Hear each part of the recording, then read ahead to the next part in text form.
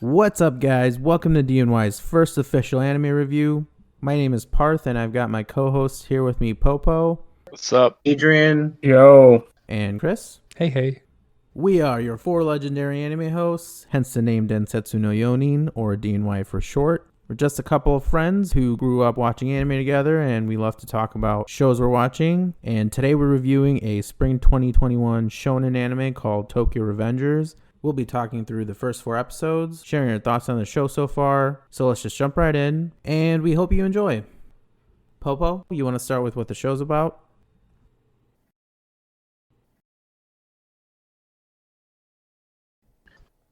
Popo. What's up? Come on, bro. You're fucking up. My energy's depleting. All right. Oh, I'm sorry, dude. That's my bad.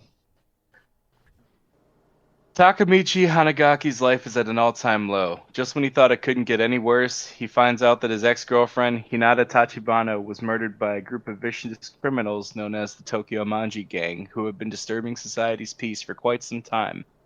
Wondering where it all went wrong, Takamichi suddenly finds himself traveling through time, ending up 12 years in the past, where he was still in a relationship with Hinata. Realizing that he has a chance to save her, Takamichi resolves to infiltrate the Tokyo Manji Gang and climb the ranks in order to rewrite the future and save Hinata from her tragic fate. Okay. What are you guys' thoughts on the show so far? Chris? Yeah, I really I like it so far. It's like erased but with gangs in it. Yeah, the main character was kind of annoying at the beginning, but I'm getting used to him, liking him more, especially with like He's all kind the of a bitch. yeah, like all the other supporting characters are like they definitely help him be less annoying. I guess like animation wise and music. I really like the opening, like how visually wise, it just looks nice with like it like going down, like it going from the logo and Yeah. then scrolling down into the characters in the city. That looks really nice, and the song was pretty good too. Yeah, I mean, I think I thought the opening was pretty good. I think that it's kind of cool how they show the different gang members throughout the opening because of the first episode and just like the timeline concept of the show, the time travel ability. What did you think, All right, Adrian? I'm still not buying the main character. I think he is I don't know. I just think he's like an idiot at times. Like I feel like I would have picked up the time traveling concept like right away and kind of like start making major moves to like change the past and stuff. Um Agreed. so it's just taken me a very long time to really get to like root for him. And I just think like him like gravitating towards saving his ex-girlfriend. Like I just keep telling him in my head, like, just move on, bro. Like, come on. It was like a lifetime ago. Fucking move on. He's kind of selfish, honestly. Like it feels like he's doing it like for himself because his life sucks right now. I just find it funny that he was a part of a group of delinquents when he was younger. He's so shocked when he goes, back in time and he's part of like was a group of delinquents at school, and he's freaking out about his hair being like all, I don't know, delinquent like. Yeah, the hair was kind of a little bit of a shocker. I didn't really expect him to go complete 180 after he peaked, Not to mention the fact that he keeps bringing up how he peaked in middle school. Even though like Who the hell peaks in middle school?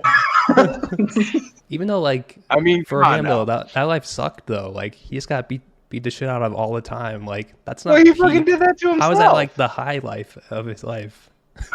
Because it was the most intense. It was when he probably felt he was the most himself, even though his it's probably how he wanted himself to be personified.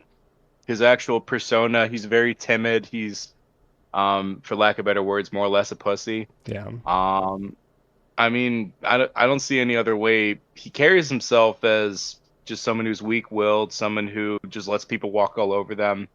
So I could see him actually looking at this opportunity more so to pretty much change how he becomes as a person in the future, how he can fix all that stuff. Because how many of us actually have a few instances in our lives where we wish, like, you know, oh, I wish I went left instead of right, or some of those scenarios.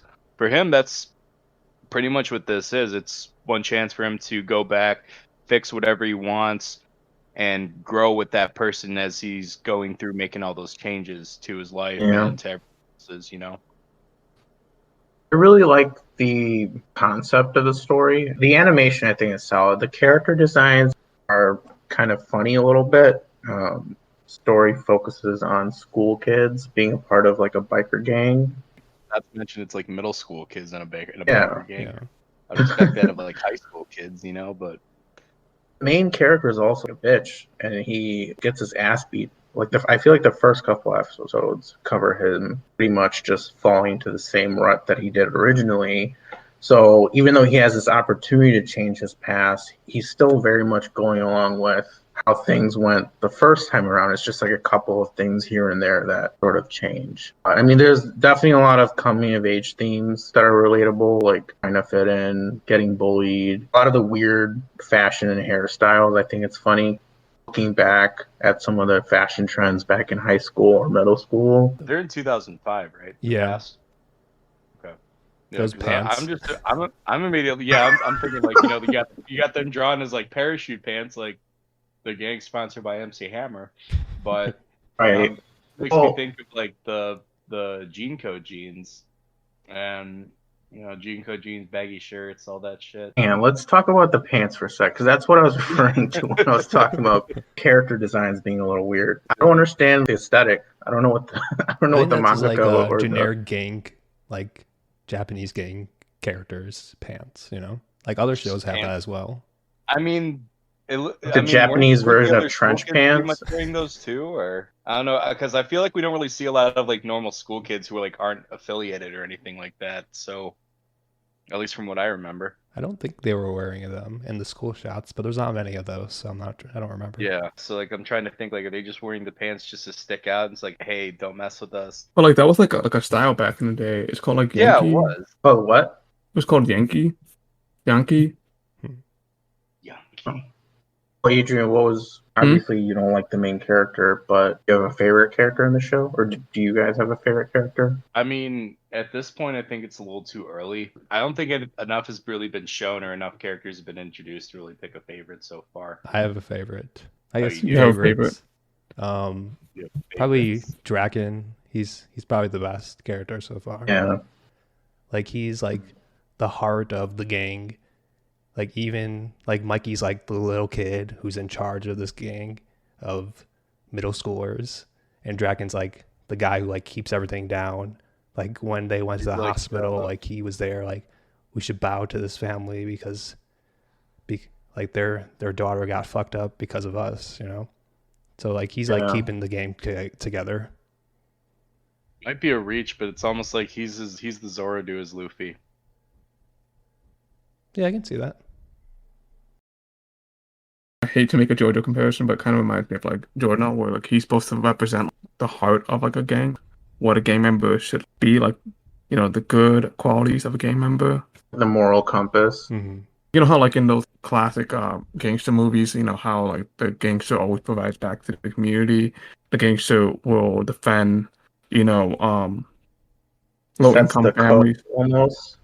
Yeah, so like respect like the moral code. Omerta, that's what they call it in Italian. Adrian, I thought you were gonna Or- compare him to Zeppeli, one of the Zeppelis, because he's gonna die. Chris, spoilers, come on. Spoilers here, okay? Chris, we're talking about episode 1, aren't we? No, we're talking about overall, right? Oh my god. Yeah, well, Oh god. Why does that even matter? Your favorite character doesn't have to be just in episode 1. episode 1, you have to have a I main like character. the by now. train. The train is best character from episode 1. Right. I would agree Draken's my favorite character too, but I think I go back and forth between him and Mikey because, you know, like you said, Adrian, Draken's sort of like the moral compass of the gang, and Chris, you said he's the heart of the gang. Mikey's kind of, obviously he's the guy in charge. He's a hard-natured part of the gang. Like, I feel like he's this innocent kid, and throughout the show, they show he is a kid still, and he's got this playful nature about him, but he's also got this dark and ruthless, almost unempathetic side to him where he's just kind of got a black and white approach. I think it's a good contrast to Draken because obviously Draken brings him back down to earth, but I don't know, I think it's funny. Mikey on task. Yeah, he keeps Mikey on task, and like it's just funny to see them two because it's kind of an odd duo. Like they don't really look like they. It just seems like an odd combination of two characters, but they mesh well together, I guess. Yeah, it's just like they're two halves of the same coin. The coin being just their attitude towards how the gang should carry themselves. Like he's very carefree and shows his strength when he needs to. Draken's very serious and keeps everything in check, more or less. They're definitely more likable characters than the MC, just because the main character, even though he fits into a unique storyline and a unique concept of the show, but he still very much resembles your typical shonen main character where you're either the underdog or like you're kind of a loser who's trying to make it. I feel like he just kind of embodies that trope, and even throughout the show when he's trying to change his fate, it's just, which is kind of cliche, but he's just doing like kind of a shit job at it. He's not doing a great job in really changing the course of events. He's just kind of going along with it. Yeah, like Adrian said when he was talking about him, this guy knows he goes back in time knowing he has to change it, and he still doesn't really do anything really. Yeah, Like he waits for things to happen and then reacts to them instead of actually going out and changing them. hold on. You kind of have to keep in mind too, this kid's persona he's not really a go-getter. Yeah. He's not someone you really rely on to get stuff done. He's got a very sheep mentality. He's not very alpha. And he's bringing that mentality back to his peak, more or less, where he's in a gang, and that's the opposite of how you'd want to act. But he's also still kind of trying to mesh between who he is as an adult and who he was when he was in middle school, because they were constantly drawing tangents to like where he sounds crazy when he talks, because he's talking as if he was 12 years older, which he actually is. I mean, even Hinata keeps bringing up where it sounds like I'm talking to a much older person right now. And he's kind of finding a way to like still mesh that and keep that in check and still sound normal enough to at least get things done. Because if he just comes in with like a 180 personality where he comes in very strong, that'd be I feel like that would defeat the purpose of showing that clash of persona, you know?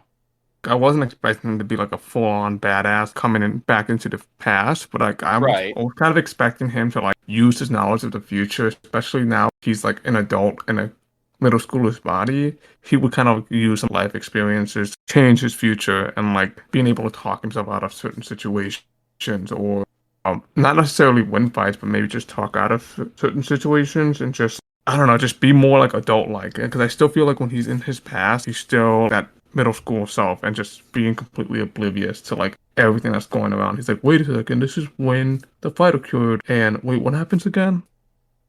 If I was in his shoes, I would have a better understanding of what to do. You know what I'm saying? Mm-hmm.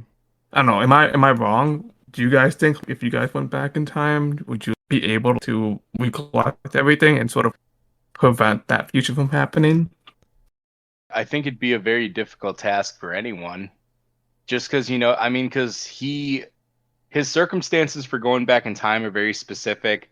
Like, if he messes up in a certain moment, he can only go back 12 years. He can't go back any more than that, like, and get like 3 or 4 do-overs in a specific situation. Because when he's back in time in the present still moves forward. So it's more or less he's just kind of jumping lines. He's not even really traveling back, if you look at it that way. Not only does he have to recognize he has to recognize what situation he's in and what exactly he can do to prevent said situation from happening, but at the same time, he also has to adjust and know how to behave as a 12-year-old rather than, a 24-year-old. Fuck that. I'm sorry, I'm saying like fuck that. Like I feel like if I was just like, 28-year-old me in like 14-year-old me body, I would like fucking take advantage of like my 28-year-old, mentality. Yeah, he doesn't even seem like an adult when he's an adult. Not really an adult. He's more or less a 24-year-old child. Yeah. He never really matured in general. 28. But at the same time, if he just goes in super aggressive saying, hey, don't be here on this date and this time, I mean, beyond Hinata's little brother, who else is really going to believe him? I mean, but he has done that in the show, though. I mean, Yeah, it hasn't to worked, but one he has character done who- that. So I don't know. Sure. I feel like at all But like how the can studying he how does, he can can you come really up with a expect better that? plan than just like, oh, I guess it's happening right now. I mean, it's not really helping the pace of how much time he has to work with. He definitely needs to be more aggressive with his actions.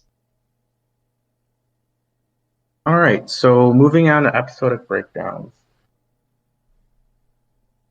Episode 1. Hinagi Takamichi is a worthless part-time worker who's down in his dumps. One day, he learns that his girlfriend from junior high school, Tachibana Hinata, was killed from being a victim of the conflict between the Tokyo Maji gang. Takamichi is shocked by the sudden news, but goes about his daily life when he suddenly is pushed off of the train station platform onto the railroad tracks. He's prepared to die as he sees the train coming right for him. But the next thing he knows, he's reliving his life from 12 years ago. So what do you guys think about the first episode? Was it enough to convince you to watch the entire series? I believe it was, honestly. I think it definitely left a lot of questions, made me wanting to know the answers. So it may not have been the most action-packed first episode, but it definitely gave me a lot of insight to actually want to hear more about the story and how it progresses. And just I think more so the hooking factor was obviously time travel, but either way, I think just that fact alone just made me want to watch the next episodes even more. I'm gonna be honest with you guys. This episode did not convince me at all. Like had this been like me just like binge watching and like just first episode animes, this would have not stick with me. I didn't care much about it. The main character was a total bitch. There was nothing to really gravitate me towards like finding out the answers to what happened in this episode. Like I didn't really give a fuck. I was like, fuck this shit. Oh, what are you even doing here? I'm just kidding. So do you think it's more so what kept you watching was the fact that you just based off all of our history of watching anime, we know that watching the first episode is not always going to cut it. You kind of have to power through a lot of things, especially since the majority of animes have a slower start. So, but worst case scenario, you lose an hour. Mm-hmm. I don't know. I was intrigued after the first episode. I thought, like I said, I thought it was an interesting concept. The fact that this guy, he wakes up. I mean, at the end of the episode, he wakes up in his middle school body. It's like, what the heck am I doing in the past? It was also kind of a slow start to the episode because I think they were really trying to paint the picture of how shitty this guy's life was. Like his boss was making fun of him, even though she's younger than him. Was single, like he's in a crappy apartment, eating on his bed, watching the news. And then like he just gets pushed on a train platform. General overall feel of the episode was that they were kind of just setting up the rest of the story, and I had kind of an interest in it from the get-go. So I definitely wanted to keep watching to see how they tied him back into the overarching story with the gang. So I do have another question I want to add. What in the episode do you think caught you guys off guard the most? Just in terms of what was like one of the things like you least expected to happen. For me personally, it was him getting pushed onto a train. Like I feel like that just kind of came out of left field. I mean, how else do you go back in time? I mean, a time machine for starters. Not in the anime. I mean, that was probably the most unexpected part of the. So I didn't know how they were gonna initiate his travel back in time. I guess him having a near-death experience was a trigger. It's definitely time travel. Definitely wasn't what I projected the show to have the direction of going. When I saw him getting pushed in front of the train, part of me kind of felt like, okay, it's gonna be like that near-death experience is gonna wake him up. He's gonna make a change, and he's gonna do everything he's doing in the present. Like the whole show is gonna take place in the present. He's gonna reconnect with people and kind of grow himself in that aspect, not necessarily going back in time and changing stuff. So you didn't know the premise of the show when you went in? Hmm? You didn't know like what the show was about, pretty much? I don't always like to look at the premise going in. That's Just fair. I kind of like being surprised a little bit. Yeah, I was really surprised when the whole like trigger for time travel was him being pushed on the train tracks. Was it him being pushed in the train tracks, or was it when her little brother tried to save him? Because whenever he touches him, they go back in Uh, time. But You would know? he have touched him if he didn't go back in time and talk to his brother, her brother? Well, time travel is one of the trickiest things to write about because you have to determine whether or not you're going to include multiverse theory. If you're going to include multiverse theory, then pretty much any change he makes is going to essentially branch off that original timeline into an alternate timeline where certain decisions were made that were off the norm and they just continue on. So But basically, the characters still remember so like, the other so like he timelines. Yeah, so like he could go back in time, change X, Y, and Z, and then you'd have timeline streams for X, Y, and Z depending on the order of when they were done. Nothing would have changed because all the changes would have been reflected into those alternate timelines, if that makes sense. Mm-hmm. But in this case, they're assuming that, hey, if I go back in time to point A, then point B is going to see all the after effects from my actions.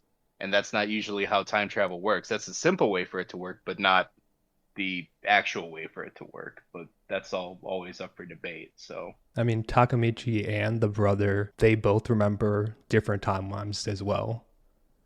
Like even the okay, ones that first, didn't happen in their timeline. well, actually, here's the other thing too, because didn't his actions in the past also save Naoto? Because didn't Naoto die as well? Yeah, he died during that day Okay, or whatever the day okay, before and with his that's what sister. leads me that and that's what's making me think when like the screen just faded to white when the train was about to hit him, and then all of a sudden he wakes up in the past. So Yeah, but you know. Naoto was dead in that first timeline. Yeah, so what sent him back in The time? train. Was it the train? Yeah. Okay. Kind of dumb, but okay. What like all of like isekais, it's like a truck or a train that hits a character and they get sent to different world. So it's normal in Japan, you know? haven't you done that, Popo? I mean, it's just classic time travel 101. Come on. Even watch anime, Popo? Come on. I don't. I'm too busy watching Riverdale. Bro, you're like what, like 20, 28 now? Like you haven't time traveled? What is wrong with you, bro? What is my life about? You know what? I'm quitting this podcast. Um, Reevaluate my life what did you decisions. guys? What did you guys like or find funny about the first episode? Is there anything you guys like? Yeah, I like how when he first goes back into his like in 12 years in the past and he like looks in the mirror, he's like, "Oh man, I look stupid as hell. Why am I dressed like this? Why are we all dressed like this?" I feel But like I a lot feel of like characters we don't can all think say that about about that, you know? ourselves when we look Yeah, back in time. exactly. It's just style. Even though like back then he had a girlfriend, in the present he doesn't. I mean, he lives in his apartment is like a garbage dump pretty much, so it's not taking girls back there. Yeah, I think what I enjoyed the most about the episode was how they painted his life in the present. They really showed what a low life he was and the loser he was. You know, like I just thought it was funny how his boss made fun of him, how he lived in a crappy apartment with thin walls. And to top it off, pretty much fucking dies, right? It's like, wow, this is a pretty bleak picture they're painting of this guy's life. Can't get any worse than that. Yeah, then it was surprising that that was like the trigger for the time travel. I agree with Fudge that kind of like was what I found to be like the best part of the episode, where the trigger to time travel was him falling into the train tracks. Just because he wasn't like suicidal at all, he just a slip into the train tracks. Well, obviously, uh, he was pushed, but still, I was just really interesting.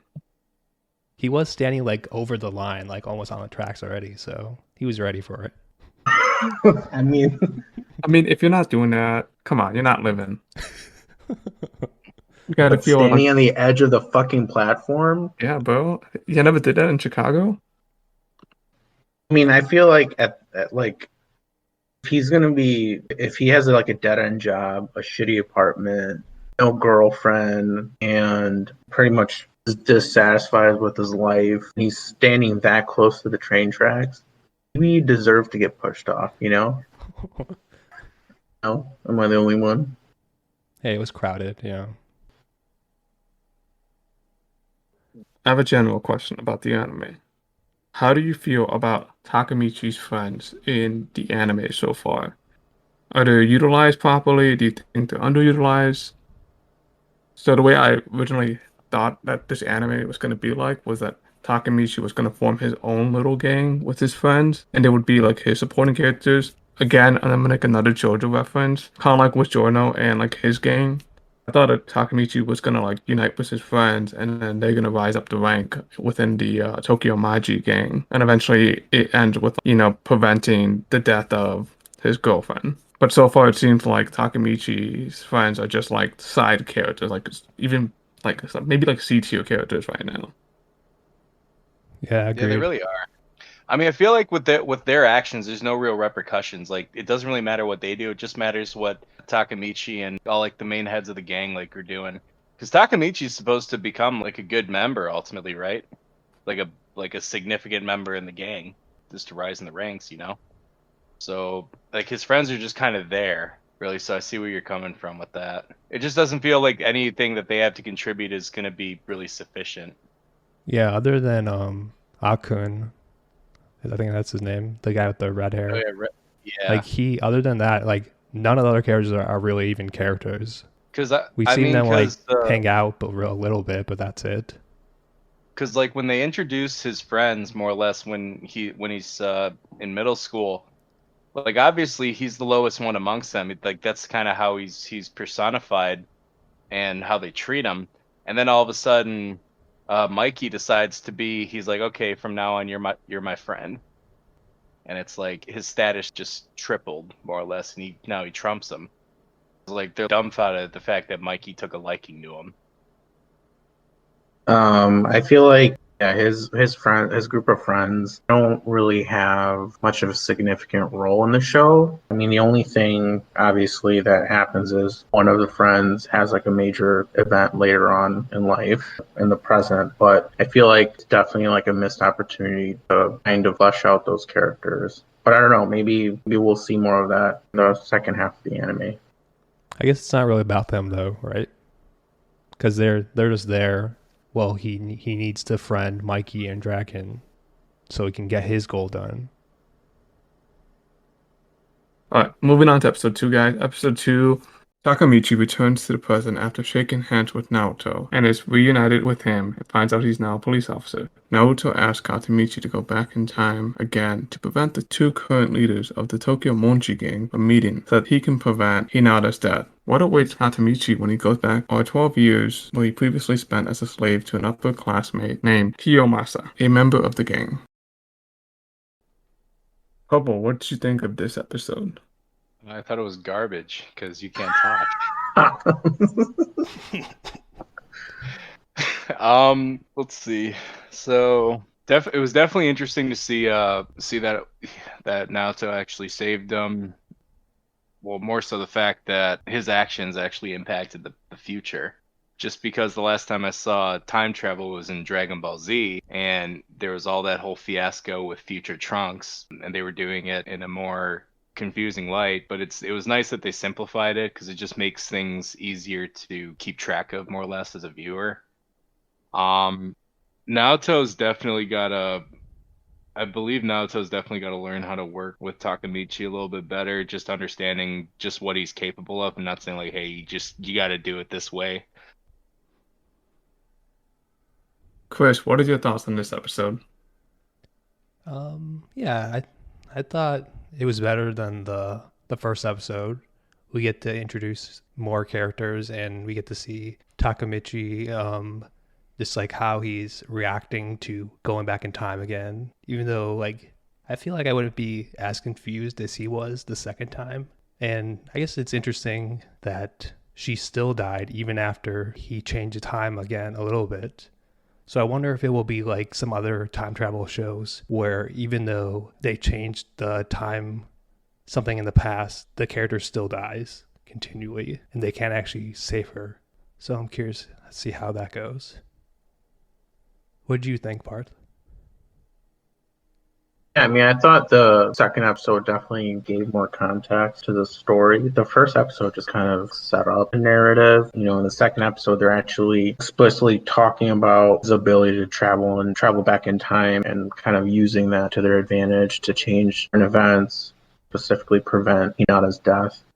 And as far as my overall thoughts, it definitely kind of showed a little bit more about the main character's background, like his past. You know, he's kind of this timid, loser-like character in the present, but even in the past, the first episode gives you the impression that might be a delinquent, like a cool kid, but he's really not, because all that happens in the second episode is he gets his ass beat by the upperclassmen, bullied by Tomasa, the leader of the delinquents. What would you think? Well, definitely hearing about his peak in middle school, I thought like maybe he'd have a little bit more stones. But I mean, like everyone else is saying, he is their whipping boy a little bit. We found out in the first episode he's obviously the lowest amongst them. Definitely thought it was interesting just to see a little bit more about how the Majina gang's broken up, what his friends are, who his friends are more affiliated with. They're just kind of lower ranked grunts, more or less, in a lower ranked chapter.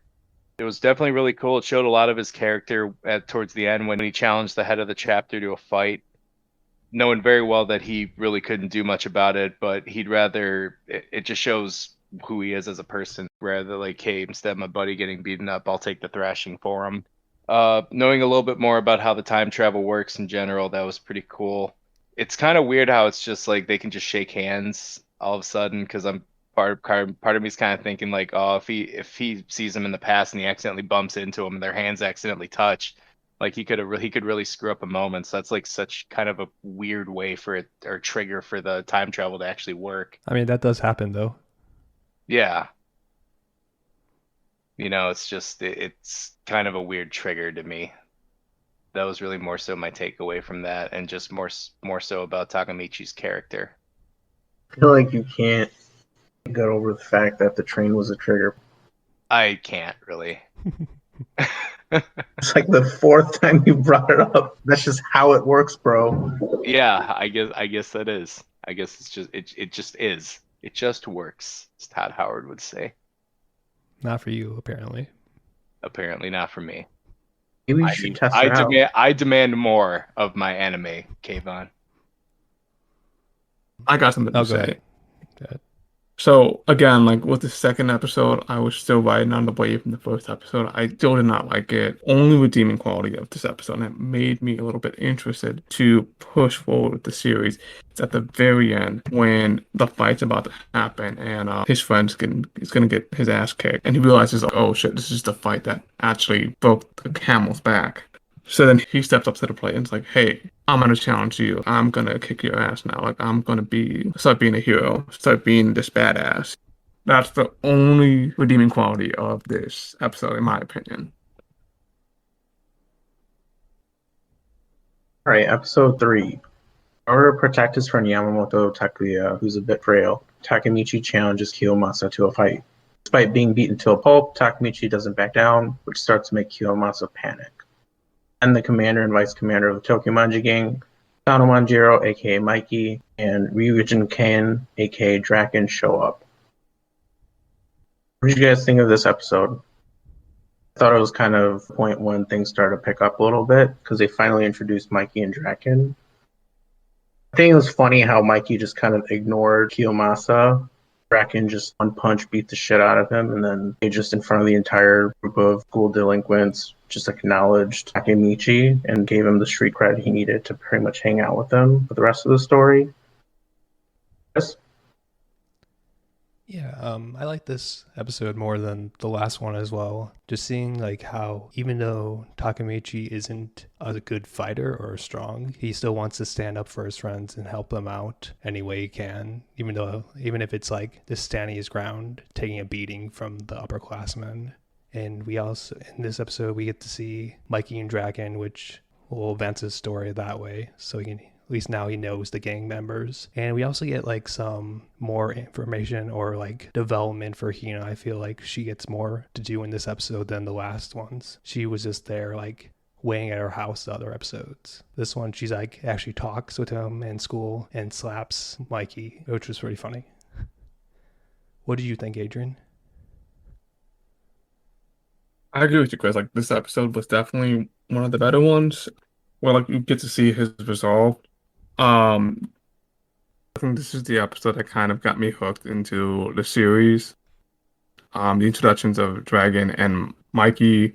When I first saw them, I honestly thought that they were going to be like the main villains. I thought they were responsible for the death of Takamichi's ex-girlfriend. It's nice to see them like actually build a friendship with Takamichi.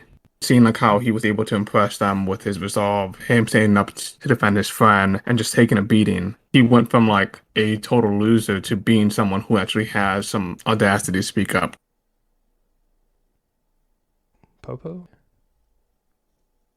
Popo, I mean, what do you think? Mikey's size and just look as a character definitely took me a little bit by surprise, just because how they described him. He's a leader of a huge gang, so I don't expect him to be more or less looking like a child. He doesn't look very intimidating, yet he carries a very strong presence. Everyone pretty much fears him, and they were all just taken by shock when Takamichi's heart more or less attracted Mikey and Dragon to their position. While amongst these fights that he kind of looks down upon, it doesn't seem like they really like the fact that they're gang skirmishing between themselves when they've got bigger things to worry about. It was cool to see the more prevalent characters come in and kind of learn more about them and who they are as individuals. It doesn't show a ton, but it kind of sheds a little bit of light on them and what their presence is in the gang. So I thought it was funny this episode, after Mikey and Draken like became friends with Takamichi, they just randomly show up at his school and just take him from school. They go into the classroom with the teacher and the teacher like doesn't do anything. He's like, "Oh, I guess you're just taking my student now." Yeah, can Takamichi come out and play even though you're clearly teaching a class, but I don't Yeah. care about that. I need my friend. Teacher's a bitch. He doesn't fuck with the middle school delinquents. Or that gang's unfuckwittable, you know? Yeah. Hinata like did more than the teacher did. Yeah, I mean, like, she just went up to him and just slapped him across the face Yeah. without even giving a shit about who they were and what they could potentially do to her. Also, can we talk about Akimichi's friend playing knife out and getting ready to fucking kill someone on the playground? 'Cause he was getting aggravated too, seeing like his friend get beat up, and he was about to pull his blade out. I mean, he did pull his blade out. He was about to stab him. And we found out that, in the original timeline, Boone ends up doing that, and he ends up getting arrested and serving time. But because Takemichi intervened this time around, he changed the course of events for his friend, and Aku no longer obviously goes to prison because it gets in the way.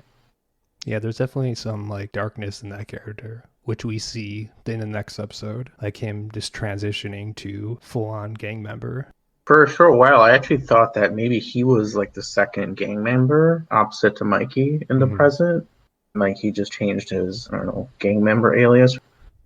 But yeah, I thought that was just like, okay, this dude's about to murder someone. That's going to escalate things. But first, Takemichi had to get in the way and slow things down. So one other thing that happens in this episode is the introduction of Kisaki, who is the other member of the Tokyo Manji gang, the big one in the future, and how Naoto tells him to prevent these two from ever meeting up. How did you feel about his introduction? I think it was funny that he walked past them and guy looked like a fucking creep. He had that weird smile on his face.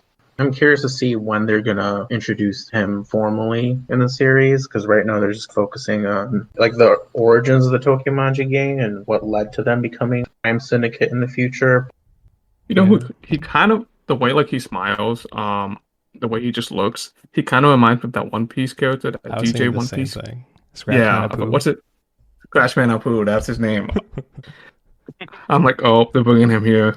What if that's actually like his superpower? He just like He has piano how funny it teeth. would have been.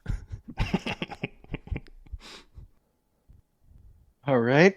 Jumping on to episode 4, Takamichi gets to enjoy some happy times with Hinata back during their middle school days, but he's suddenly sent back to the present after seeing how Mikey was. He tells Naoto that he can't imagine that it was Mikey that turned the Tokyo Manji gang into the evil organization it is today. He wants to talk to Mikey in the present, but even Naoto doesn't know where he is. While trying to find a connection to get them to Mikey, they find out that Akun was now in the upper echelon of the Tokyo Manji gang. Parth, any thoughts? This is the episode where he kills himself, right? Yeah, he jumps off the ledge. I mean, I think the biggest thing that happens this episode is Akun kills himself, right? Because Takemichi returns to the present to up with Akun and he eventually meets him and finds out that he's still pretty much the same person that he's always been. Okay, I got something I want to say. What I found very surprising is how Naoto was like open to the idea of Takamichi saying like, "Hey, Mikey is this good guy. Like he has a golden heart. You know, he would never do something like that."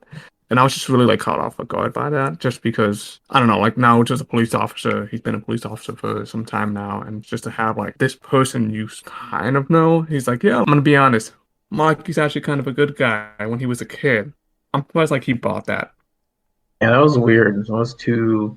It was too sudden. It was too sudden. That deserves at least its own episode where like they just have some sort of conflict. Because I think when I was watching the previous episode, I'm like, there has to be an episode where they get into some conflict, butt heads about like how they should change the past. They're like, hey, you know what? I don't want to sell out my friend, or I don't want to sell out Mikey. You know. And Naruto's just, what the fuck are you doing? You gotta obey the law. Like he's a fucking murderer. He's gonna kill my sister.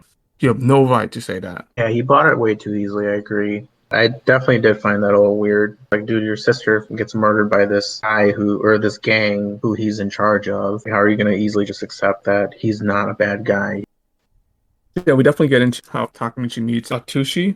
You know, he meets him in the present, and I'm actually very surprised that Atsushi was so open to meeting him. You know, like it's been several years, and he let him into the VIP section. It's like, hey, like it's been a while, like we're still friends after all this time. And also, I kind of find that also surprising. How many of you guys would be open to meeting up your high school? I mean, I'm not high school, middle school friend. Yeah, that seemed weird to me. Like, oh yeah, we'll still be friends, even though I haven't contacted you in what, like 12 years. I mean, they did go through a lot when they were young, and that really creates like helps create a lifelong bond. Gang shit's for life, dude. Yeah, but like we're talking about Katamichi, who has never been a part of the gang, and Tatsushi has lived the gang life. Technically, they are part of the game. Even it's like the lower rung of it. They are part of the gang. I thought it was weird too. Like, dude, why are you placing so much trust in someone who you know is now part of this large crime organization, this evil organization, as Naoto puts it? Your friend's definitely changed if he's a part of a gang that's involved in serious crimes and murder and things like that. So I thought like just it was a huge contrast even to the main character, like overall personality, because Takemichi is kind of like a timid character. He doesn't like to put himself in harm's way, but I think he was just a little bit naive, whole thing where he wanted to meet Akun again. But I mean, it turned out okay, at least for the first 5 minutes before Akun killed himself. But up until that point, I thought it was a little bit shocking how chill they were and how they were just talking like they used to. I don't think suicide's really a topic or an event that really takes place often in anime. So, can we also talk about how Akun knows or thinks he knows that Takamachi can time travel, and he says it multiple times during their conversation. Even in the past, he talks about it. And they never address it. Yeah, he's like, "Oh, I know you'll fix this, so I'm just gonna jump." Pretty much. That's. I'm gonna jump. I'm gonna do the flip. Kind of devalues the sacrifice a little bit. Like, why are you jumping? Why are you so sad, dude? Just be happy. I mean, look at him. Yeah, I mean, he's on top of the world right now. If you think about it, Takemichi's the reason why Akun ended up killing himself, because he was the one who got in the way of Akun stabbing Kiyomasa in that school fight. And if he hadn't done that, then obviously Akun wouldn't have joined the Tokyo Manji gang and become a top-ranking member. So really it's Takemichi's fault that his friend killed himself. Yeah, what a dick. How dare you stop me from stabbing someone? Well, I mean, 12 years later, your friend kills himself because you had to prevent him from going to prison. We don't forget that Akun actually tried to kill the main character as well. He pushed him off the train tracks or the train station. Oh yeah, that's the other. Like there's so many things that they didn't address ever, like beyond this episode about Akun knowing about a bunch of shit and doing certain things. I'm guessing, like, as far as him pushing Takemichi off the platform onto the train tracks, I feel like that probably has more to do with second gang leader in the future. Yeah, I think he said they're like tying up loose ends or something. People that are related to the gang or that were related to the gang. Mhm. Which, Yeah. like, why now? You know, curious to learn that if we do. Like we talked about at the beginning of our talk about Takemichi, like how he's like a child in a 26-year-old body. That can be seen throughout this episode when he's going into Hinata's like, oh, we're gonna go study. Oh man, I'm in a girl's room. This is so cool. You're 26, dude. Chill. 28. 28, whatever. Bro, you're still a fucking But adult. yeah, he's an adult, and in a it's minor's weird. room. Same with like the holding hands, but also I looked up why that's Well, like keep a in thing mind in that anime. that's like in middle school, like Hinata's presence was the most action with the girl he's had in his life. So Yeah, but it's a room. it's kind of It's just a room. sad, but it's sad, but it's also kind of understandable, you know? Because maybe he never got that far with her back then. Maybe he was just too much of a pussy to do anything. I don't know. He's still a 28-year-old in a 13-year-old's body. Yeah. Who's Yeah. feeling too good about being in a 13-year-old girl's room. I just thought that was fucking weird. Because to him, she's not just a 13-year-old girl. That's the love of his life. That's wifey right there. I kind of hope they don't get together at the end. Just to smite him. I mean, Takemichi's. Like, I kind of hope ultimately- Takemichi dies, honestly. Sorry. Ultimately, he's going to have to die instead of her. Yeah. He's going to have to sacrifice himself and ultimately give up what he wants in order for her to live. Mm-hmm. I mean, the way that the story is progressing, I feel like she's still gonna fucking die because he's not doing a great job of changing the course of events in the right way.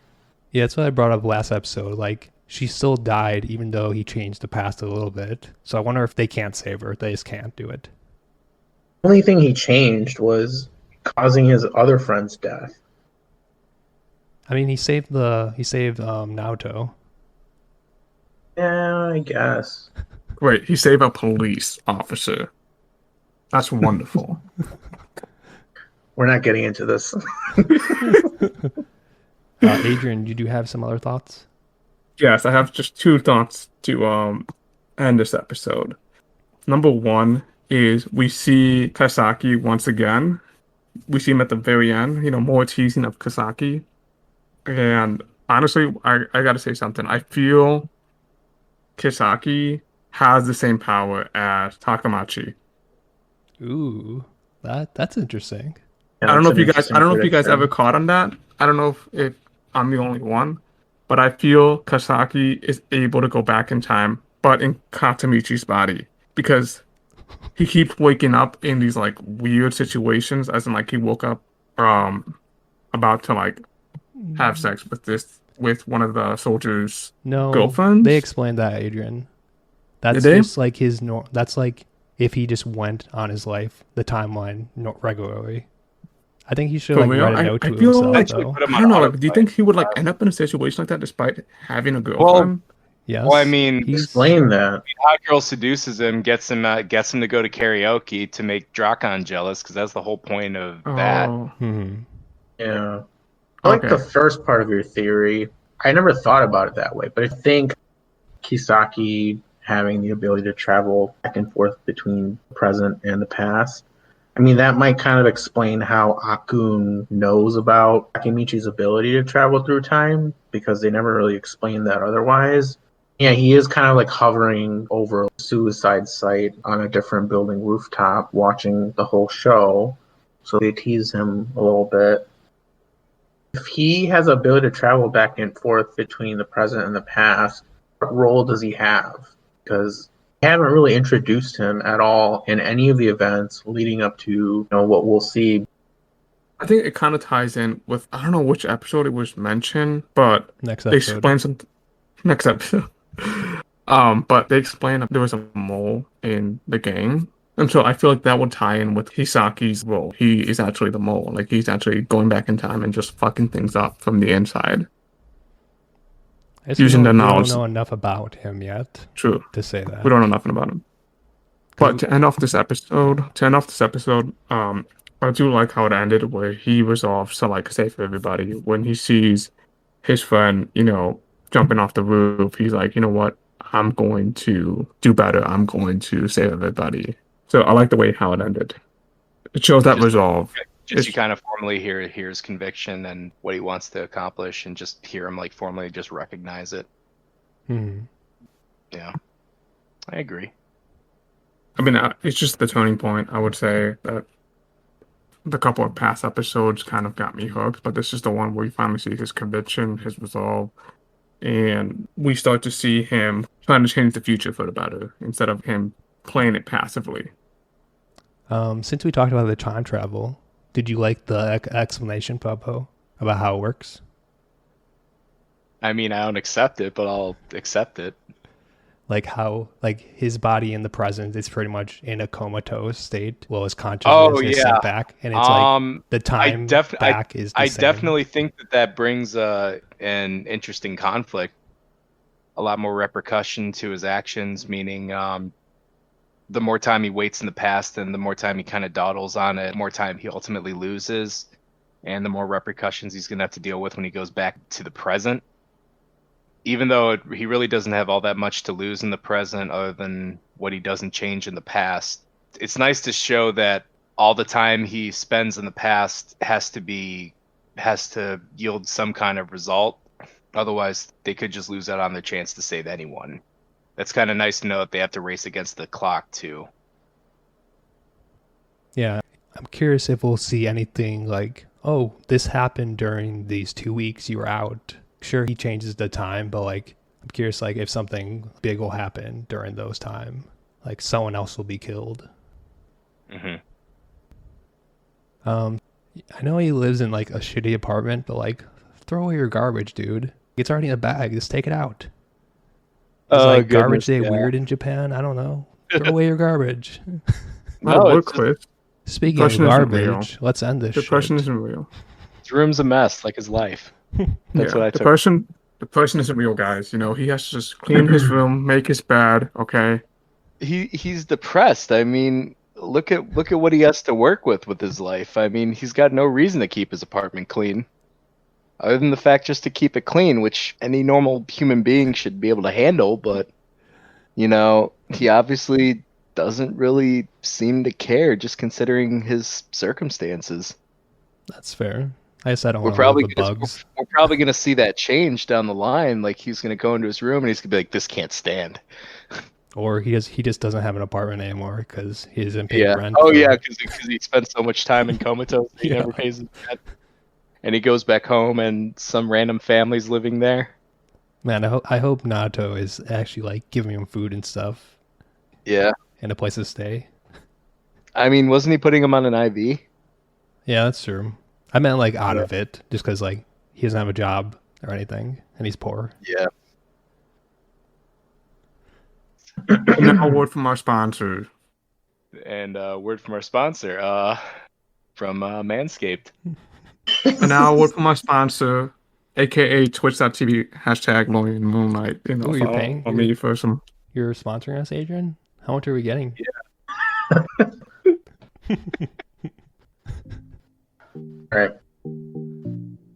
All right, so that's our take on the first 4 episodes of Tokyo Revengers so far. Don't forget to smash that like button, share your thoughts in the comments section, and subscribe. Got plenty more to discuss, even more opinions to share with you guys. Until next time, this has been DNY.